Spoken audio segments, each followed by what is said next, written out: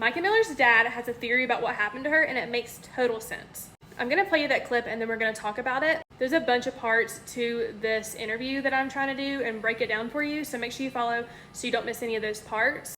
Go back and watch part 1 and let me know what you think in the comments. I'm gonna play it for you and then we're gonna talk about it. Mica's mother, Angelita, she said, pretend this is Mica's hand.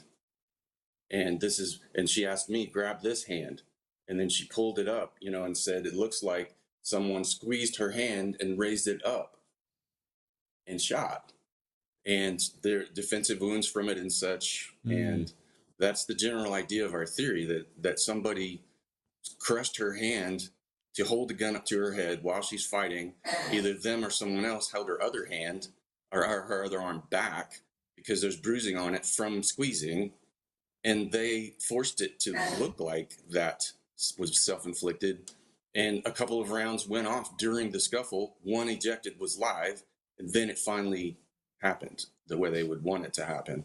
And so his reasoning behind why he thinks that this was not Mica's doing is because of the bruises and scratching and defense wounds on her hands. Now, the coroner did not say that, but he has pictures of Mica's hands and arms of scratches and bruises. He said one of them looks like, they put this here and there's a hand that like grabbed and bruised it to like put her hand up to her head. And it would make sense that there would be a bruise right here with someone trying to move her hand.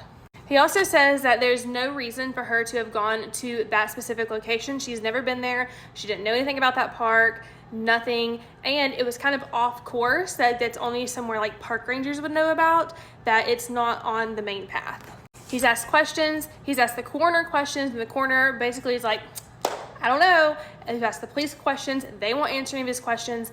They are like, I don't know. So he's finding all this very sketchy, which I also agree. And after hearing this interview, go back and watch it. It is all coming together and making sense. There are more parts to this. Wait for part 3. I will tag it in this video. It just keeps getting crazier and crazier. Let me know what you think in the comments.